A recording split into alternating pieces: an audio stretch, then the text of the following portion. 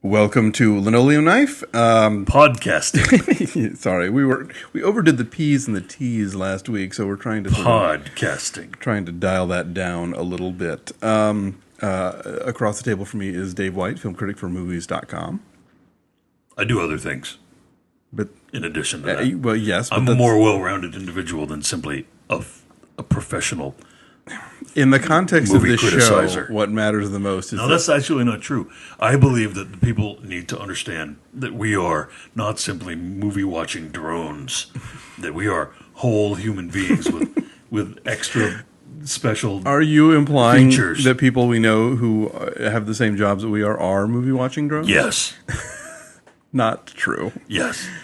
Almost all of them. Throw me a name and I'll tell you. Our dear friend Jen Yamato is not just a movie watching drone. Yes, she is. She also watches Vampire Diaries. See, yes. Hi, Jen. Okay, well, what else would you like me to say about you, besides the fact that you're the movies.com film critic? I write for the Los Angeles Literary Quarterly True. called Slake. That's true, you do. I am on the KCRW storytelling show Unfictional. That's also true. Neither one of those things have anything to do with movies. Although no, they I don't. did write a story for Slake about going to see Super Babies, Yes. but they didn't print it. And they never said why. No, it didn't fit, apparently. Like, I didn't fit the theme well enough. Like, I thought I was doing that. Super Babies is I always thought I relevant. fit the theme real well. I thought it was like Super Babies was the movie. Seriously, and I'm not making this up. Super Babies was the movie that I saw that tipped the scale in my life, and I walked out of it kind of shaken to my core. As did we all. And you weren't there. I was alone. I know. I was alone. It was Pedophile Tuesday is what it was. Or Friday. It was a Friday, yeah. For some reason, they didn't show this movie. Imagine. No. I mean, they did. They showed it. They screened it for somebody because my experience of going to the Fridays, to the movies that didn't screen for critics. Oh, there were at least every the cushion Friday, of other there was critics. at least a bunch of other critics. So if you were there for some children's film, You didn't look like a total you perv. didn't look like the guy who was like, I'm here to see Super Babies. You know what I mean? Like, and so Sexy Super Babies. Sexy Super Babies. Like, they didn't tell me about the press screening, and so I show up on the day to watch Super Babies, and it's like half a dozen moms, little kids, and I'm like, where are the other guys? Because I knew their faces. They're these guys that I would just see there on Fridays whenever the movie for that week was not being screened for critics, but I was alone. And of course, all these mommies, in the theater are like pulling their children in a little closer to me, because it's not like I'm even a nice looking individual. Like, Stop. I look like a marauding goon that Two just strangers got out of the prison just the other day. And so, like, yeah, it was not. So not only was it like, did I feel like I was being looked at like some kind of like child molester, but I also Had to watch Super Babies. Had to watch Super Babies, and so when I was done with it, I was like, that's it. Like, this isn't just a job for fun anymore. Like, before that, I was like, oh, it's kind of fun. Like, I do this for a living, and it's kind of fun to do. But after that movie, I was like, no, I really am a drone now. Like, I am. But I guess my story was badly written or something, and it didn't communicate that effectively. And so they were like, nah, we don't want this one. I turned in a different story. And Maybe you But should here's put the it up deal. on Facebook or something. What? Maybe you should put it up on Facebook or something. Put it in the next book. Or put it in the next book. I'm working on that next book. Yes, I hope so. I published a book in 2006, a memoir. That's true. And I'm working on another book right Dave's book is called Exile in Guyville, and it's real funny. And if you haven't read it, So you these ought are to. my credentials other than just watching movies. I do a lot of things. Not that anyone asked, but okay. I make pies. I just spackled and sanded a wall. Yes. Okay. Not 10 minutes before we sat down. Okay, to- yes. But for my the life purposes is really of full. our podcast, you are the film critic for movies.com. Okay, yeah, I am. Yes. And And what do you do again? Do we have to go through that every What's your week? story? You just introduced me normally for once, like editor. we've met. DVD editor at movieline.com. Thank you. Boss dude at LAFCA. Not the boss, but No. one of the cabal of bosses. And then author of two movie books, 101 must-see movies for gay men, although it's kind of actually, you know what? That book is really for anybody. I mean, if like you're cool enough to walk into a bookstore and be like, I'm not gay, but I'm going to buy this book that is about movies for gay men, because all those movies in that book aren't really, I mean, there's really nothing gay about them. I mean, some of them are gay themed, but a lot of them aren't. And there's just a good guidebook to some awesome movies. Well, Thank you. If you would like to step up and be more awesome in your life, and you don't happen to be a homosexual like Alonso Duralde, then you could buy that book, and you would really enjoy yourself. Plus, you are also the author of Have Yourself a Movie Little Christmas, that's kind of a gay book. Oh, shut up. Yeah, it is. Okay, we've now killed 6 minutes introducing each other, just so you know. The public has a right to know. So on this week's show, we'll be talking about The Roommate and Sanctum, and we'll be answering viewer mail or listener mail. Stop it. No, last week I made a plea for people to please send us emails to linoleumpodcast@gmail.com, and several of you did, and so we're very appreciative, and we're going to read one of those letters on the air later and answer some questions. We're going to answer it.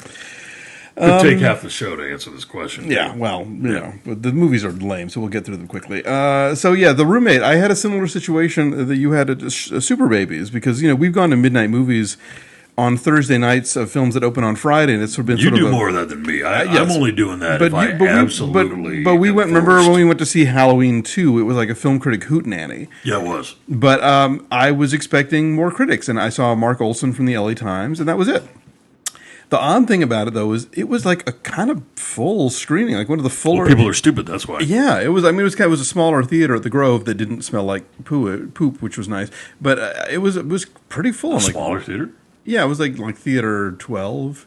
Why were you in there? That's where they showed it. I went the very next morning with Gray, my colleague at movies.com, Gray Drake of the Popcorn Mafia podcast, who is now our new film critic at movies.com with me. And we were in house 2, which is one of those big ones with the Statler and Waldorf seats with the stuff. big. Those are good. I think at midnight they just figured, well, only this many people are going to show up, so they probably just moved really it. Weird. Anyway, so The Roommate. It's pretty bad.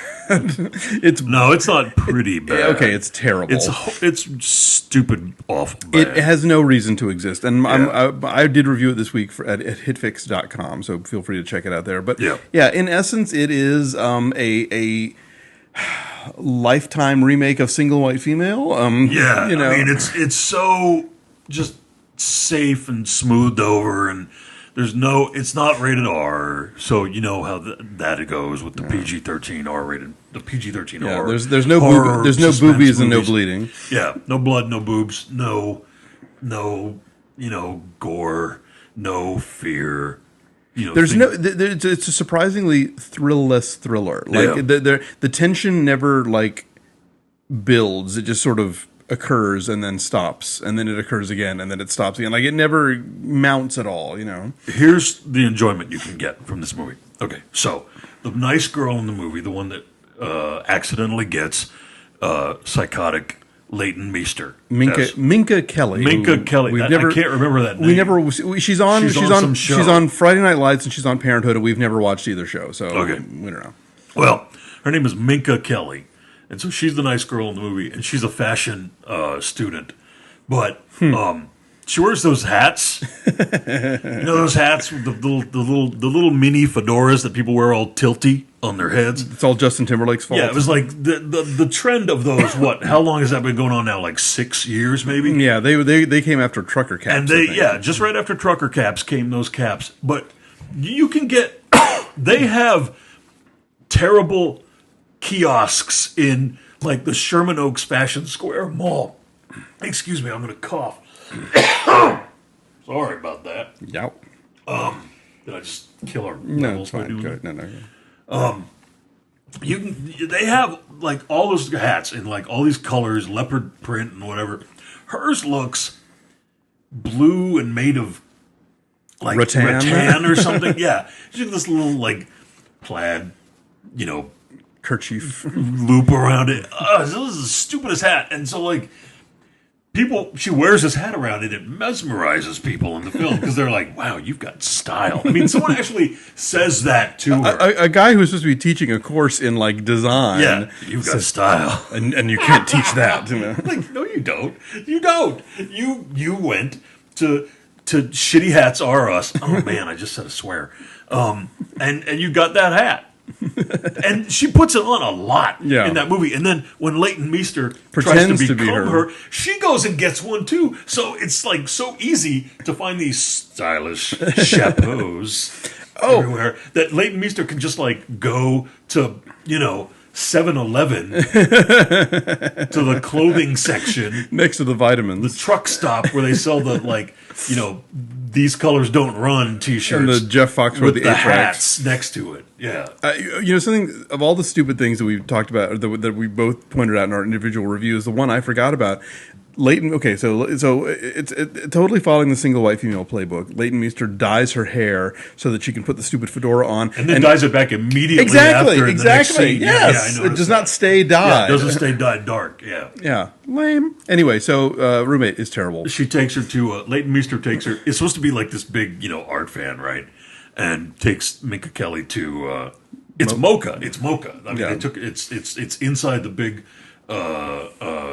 Mocha down in Little Tokyo, right? And that's the Museum of Contemporary Art for people who don't live in LA. Yeah, and but first of all, Mocha is dark inside. Like it's an art museum where the lights are off, except lights are being shined. The single shaft onto the crappy art. I don't even know what art that was. It was not a real artist until she takes her into the room where there's a giant Richard Prince nurse painting, and she's like, oh, Richard Prince really captures the blah blah blah of this nurse. And I'm like, you don't know what you're talking about.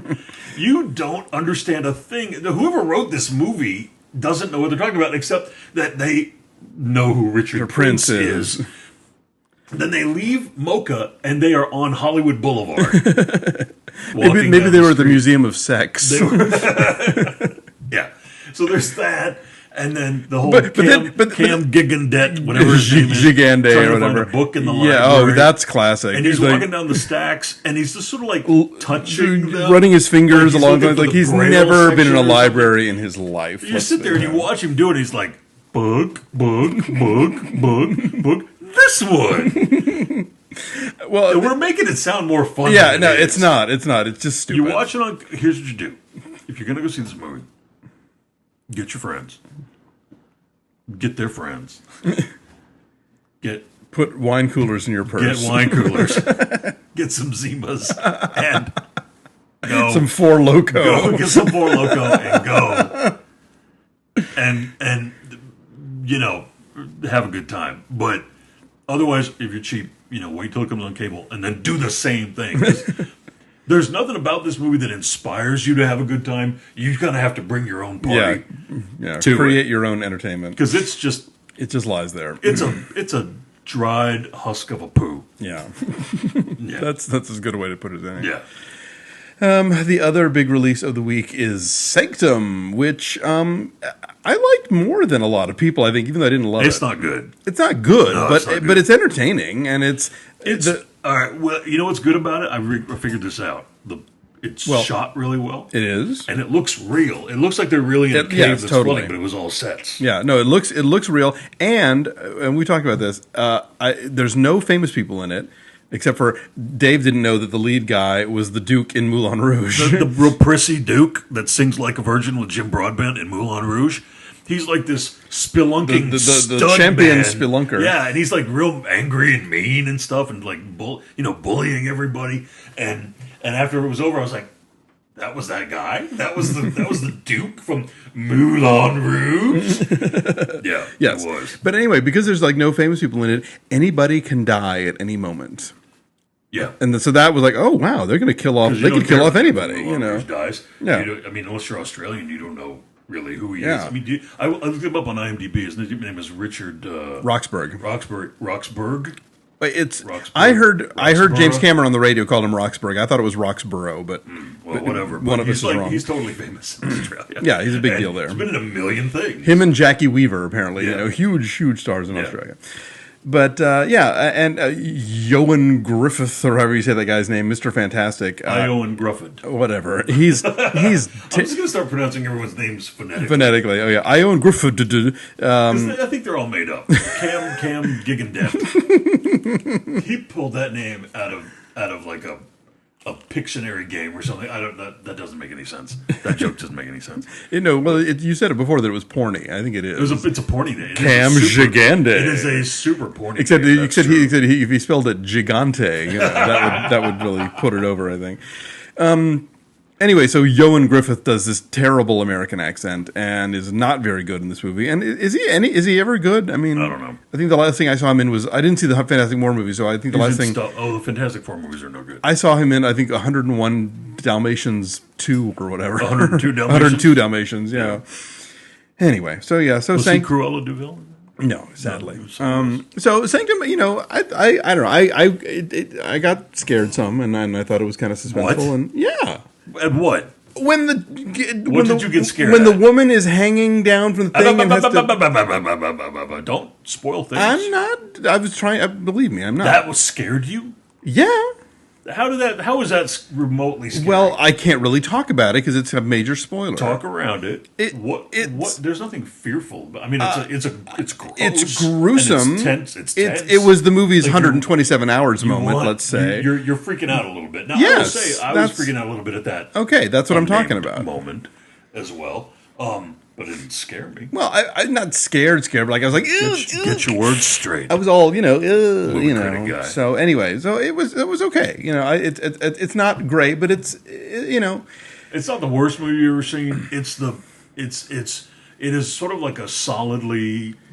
It's a good sort of B movie, about people stuck in a cave. Adventure. It's no Poseidon adventure. No, because that's basically the plot. Like, who will survive? They must climb up or out or through or in this really lower intestine the Earth's colon cave, yeah, like where the passages are like tubes carved out of rock, where even little people are being squozed. Yeah, if you're claustrophobic through, and they're claustrophobic. If you weren't claustrophobic going into this movie, you will be when you're done. Yeah, so it's not that great, but it was okay. Yeah. It ain't horrible. Yeah, it's better than a lot of the reviews would indicate, but it's not particularly great. It's just one of those movies where people are shouting kind of stiff, dumb dialogue at each other. Oh yeah. But then as soon as they stop doing that, then there's some cool action. Right. And you can enjoy yourself that way. Yeah. So if you have a drive-in. Yeah, it'd be a perfect drive-in movie. For the drive-in. Although it does, I will say, I thought 3D is not good. I thought the 3D was okay. No. I saw it in Limax, and it was only in the shots that the 3D is okay in the parts where it takes advantage of this spatial sort of the thing, depth where things are being depthy at you. Right. It's not like it throws stuff at you. No. Yeah, it's I not. like 3D to that. throw stuff. I prefer that, but if you're going to go this way, I'll tell you this way, I think the 3D in this is better than the 3D Werner Herzog movie in the real caves. Maybe. You haven't seen it yet, but you'll. So that's I'll give it that. How do you know I haven't seen it? Because you haven't seen it. You don't know about me. I know all about you. What if I have a secret life? You don't know half the things I'm doing. You barely have a non-secret life. Okay, so we have... How many minutes do we have left in our 30-minute podcast? We have about 10, so we just... Oh, this should take up all of that. Yeah, so here's a letter from a listener from Timmy in Connecticut, who writes... Timmy? Timmy what? Do you have a last name? Well, I don't... He might not want it read, so I'm just going to say Timmy in Connecticut. So he does give a last name. He does give a last name. So maybe it's someone that we know, on Facebook or Twitter or whatever. It already could be. Yes. Okay. The header on this is admire your work, aspire to be just like you guys. That's your first mistake. That's why I don't want to read his name out loud. Hey, Alonzo and Dave / Dave and Alonzo. As I said in the subject line, I'm a huge fan of your work. Although I only recently discovered Alonzo, I've been reading Dave's reviews since at least his There Will Be Blood review. That's as it should be. So a little over 3 years. I am a junior English major at the University of Connecticut, and I love movies and love to write. Basically, the point of this email, other than to throw you guys a bone and to populate your dust bunny-laden inbox, is to ask the both of you how you got to where you are. It's Alonzo's inbox that has the dust bunnies. He never organizes it, and he never cleans it out. Okay, and it gets tall. Can I read it's this? a tall stack of things, and it falls over. Can I read this? This is real, too. I'm not making this up. This is not figurative. This is literal. And this dust bunny box is full of them. Could you shut your inbox? My inbox is organized and clean. Is to ask the both of you how you got to where you were in your careers, what jobs you worked at, where you submitted your writing, who you talked to, etc. I want to do exactly what it is you two do for a living. That's stretching it, the for a living part. Otherwise, I fear that I'm going to end up being a lawyer, and I honestly am not sure I want that to happen. Actually, being a lawyer would be worse. Yeah, that's probably true. Please respond. You'd have more money. I would. If you became a lawyer. I would really. What do you want in your life? Do you want money? Can I finish this letter? Yeah, all right. Please respond. I would really, really appreciate it. Like, you have no idea how much I admire the both of you. And also, even though I know it's probably impossible, could you please do Linoleum Knife more often? It's by far my favorite podcast to listen to. No, we can't. No, we cannot. Sorry about that. Okay, to answer your question. Can't, I mean won't. Yeah, pretty much. Yeah. To answer your question, here's the thing. I started. Tell your story first. Okay, then I'll tell everyone how. I started. Yeah, no, okay, you don't know. I started doing all this in a whole other paradigm. Like the internet did not exist in 1989 when I got my first job out of college. But basically, while I was in college, which is where you are now, I wrote movie reviews for my college paper, and that was very good experience. And didn't they have a Beat Alonzo with Oscar guessing game? Yes, they did. They did. And I was always terrible at that, so I was beaten frequently. Didn't you predict accurately the college football scores or something like that? Yeah, that's a whole other story. That's funny. Anyway, so I wrote movie reviews through college, and I also ran. Where I went to school, we used to have an on-campus cinema. This was before the days of cable on campus and everybody having a DVD player. We showed movies every night at the cinema on campus, and I wrote the blurbs for that film schedule, which really, was valuable for like when I went to film festivals and stuff and learned how to write, short, punchy copy that made people want to come see movies. Anyway, my first job out of college was at a newspaper, and then he reviewed Alabama concerts. Yeah, exactly. Yeah, they made me got in trouble. I was doing music, and it wasn't a good fit, and so after 6 months they canned me. And then I went to work for a film festival for a while, and then I came to LA in '92 and wrote for free, basically, for this bar rag that no longer exists called Planet Homo. But the upside of that, there were two upsides of that, actually. One was that's how I got into Movie Line magazine, because I wrote an article about bad movies we love when the book came out that Ed Margulies, who was the editor at the time, saw and actually hired me to write like a cable column for them and do some other stuff. And it got me into Los Angeles. They saw your thing in Planet Homo, and then they hired you. That's how I got the gig, yeah. And then so you just sort of journalistically butt kissed your way. No, I didn't review the book with an agenda in mind. I liked the book, and then that's right. Oh, shut up. And then Tell more lies. The other I'm not lying. The other good thing was that I got to join the LA Film Critics Association, which sort of made me look credible, even though I wrote for a publication called Planet Homo. Then I spent the next 5 years in Dallas doing film festival stuff, and then I came back out here and eventually wound up at The Advocate for like 6 years. So basically, I've always kind of gone back and forth between journalism and film festival stuff. Yeah. But again, I started in the day when like you wrote for free sometimes because something was going to get printed, and that meant it was going to get into people's hands and it was going to get exposure. Now you have the internet where you write for free for a living. Exactly. Everybody and anybody can write for free with no credentials whatsoever as a film critic. And then the people who are paying you to write want to pay you like $5. Exactly. Yeah, and 8 months, So I'll pay you $5 8 months from now for 1,000-word film review. That needs to be in by noon. So I honestly really don't know how to answer your question because I don't. You just did. Well, okay. I guess. I mean, because a cautionary tale. Yeah, exactly. Do not do this. But no, I don't know how it works with the internet now because everybody writes for free and everybody who feels like it can just poop out whatever text they want and throw it out to the world. And so I don't know how that translates into paying jobs. Well, it does, though. I mean, after a while. Do bloggers get gigs? I mean... Yeah, they do. They get jobs doing other things, or they monetize their blogs. True, that's true. Yeah. Well, because your story, yes, because you were a blogger, and that was kind of like how you got discovered at, Schraft's, Wrong. Well... No. Wrong. I'm talking about your eventual MSNBC thing. Are you gonna tell my story, or am I? Oh, go. Yeah. You tell your lies My now, story liar. my story is inspiring. Oh yes. Yours was boring. Get out your handkerchiefs. Mine is a rags. It's like the Lou Gehrig. Mine is a rags to less raggy rags story. I see rags. Go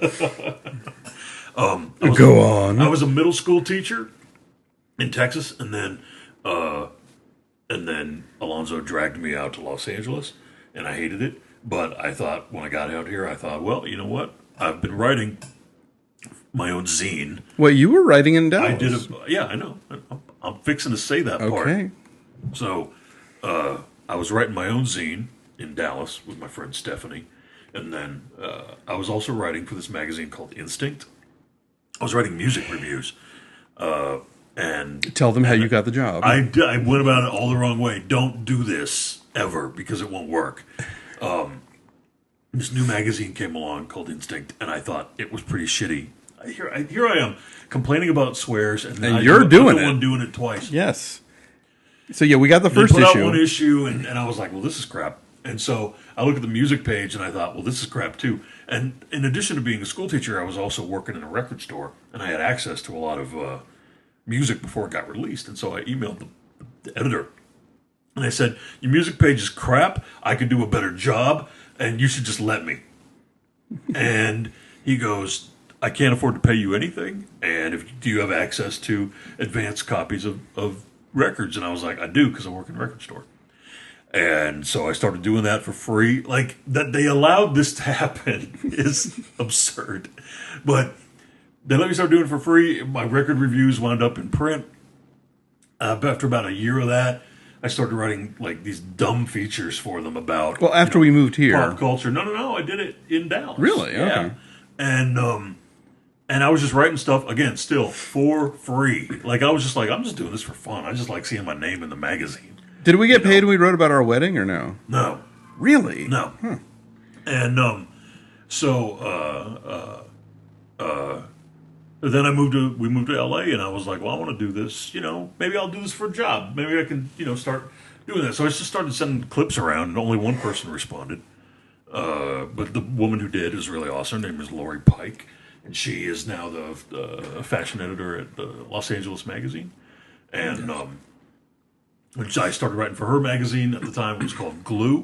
And then I started writing movie reviews for a website called iFilm. And then a new editor for that site came along, and he thought I was cool, and he put me as their full-time film critic. And as I just been doing that, and then MSNBC. I got the MSNBC job from my blog. Yes, that's what I was talking. That's what I was talking about. Who was about. the editor there at the time? She was reading my blog. I didn't know who she was, but out of the blue, she contacted me and was like, "Do you want to write for me?" And so that happened. And then so everything that has happened to me has been an utter accident. Like, I have pushed a little bit careerist, wise, but in general, people have just come to me and been like, "Do you want to do this?" And I'm just like, "Yeah, okay, I'll do that." And you even got fired by movies.com, and then after mass reader email, but it's a thing. It'll never happen to me, so I just love that it happened to you. Your fan base complained enough that they hired you back, which was pretty awesome. That was very nice. That was very nice that happened. And then, but as far as you want to write about movies, then I think what you're going to have to do is start your own review website, or if you can find a website that wants you to write reviews for free, and they all do. Yeah. If you say I work for free, they'll be like, okay, Now, if you want to make money and be comfortable and live in a house and stuff, be a lawyer. Be a lawyer. But while he's in college, you want to be happy. What you want with your life. I'd say while you're still in college, write for your college paper because if they even have one. Everybody's still got a college paper, and people still actually read them. And I think you're still. It's the thing about college is it's like one of the last chances you get to kind of try new things and fail. with minimal, like you don't have to like spend a lot of money or take yourself out of where you'd normally be. Like when I was in college, I got to direct a play. Like, am I going to get to direct a play now without like spending a lot of money or you could doing something crazy? No, but in college it was very easy to just do that. Do you want to direct a play now? Not really, no. Put your mind to it. But I'm saying though, I'll write it. It's much easier to do that sort of thing when you're in college, and so while you are in college, take advantage of all the things that are happening on campus that are ways that you can get your stuff out there. First among them, write reviews for your college paper or submit some and see what they say. Go for it. Yeah. I'm kidding. Don't go for it. This is a If you want to be secure and stable in life, don't do anything that we did. Yeah, because really, I feel like that there's a joke I always tell people that I feel like I spent my youth preparing to be a harpsichord repairman, because the job of film critic has disappeared rapidly over the course of my adult life. Newspapers have gone away. There are fewer and fewer outlets to run this stuff that are paying. No one's quite the web is still something people are trying to figure out, like how we're making money off of it and who's providing the content. And you should also not like put all your eggs in one basket. Exactly, because you want to be a writer. You want to be a writer, so just be a writer. And if you want to write about movies, you want to write about TV, you want to write about popular culture, music, art, theater, whatever. You need to know about all that other stuff to have some context about for everything. It. And be interested in everything and learn everything and read everything and see everything and just don't narrowcast yourself. Yeah, by all means. And if you want to write about the film business, then learn about how business in general works. Learn economics. Learn We've done 30 minutes, right? Company stuff. We're a little bit over, but not much. I think we've given him all the advice we need. All right. So anyway, keep the faith. Thanks for writing. And if we didn't answer your question well, then you can ask more questions. Yes, write us back. We'll email you the answers. Yes. Next time. But anyway, so anybody else out there, if you've got questions or comments or whatever, don't send too many questions, because I don't want to spend all this time answering your questions. We're not necessarily going to make this a weekly thing. It should be more about me, also you. Anyway, you can drop us a line at linoleumpodcast@gmail.com and tell your friends. It has been pointed out to us that we've been doing a not very good job of promoting this show. So we're on Facebook. We promote it on Facebook and on Twitter and stuff. I know. What else are we supposed to do? We need to. Well, like we got bus ads. What? No, but we need to like start a Facebook page for this show, which we haven't done yet. But we're going to do it. And we are. I'll do it. Don't relax. No one's making you do anything, Dave White. So that's our show this week. I just sanded a wall. Yes, you did. You go do that. You be the handyman around here, and then I'll work on the Facebook page. Yeah. Could you have said that with more condescension? I could try. I'll work up a routine for next week, and I'll say it with more condescension. Great. Okay. Someone's got to do the work around here while you fiddle about on Facebook. We got to pay my automobiles. Yeah. All right. Thank you for joining us. Catch us next week on the Linoleum Knife.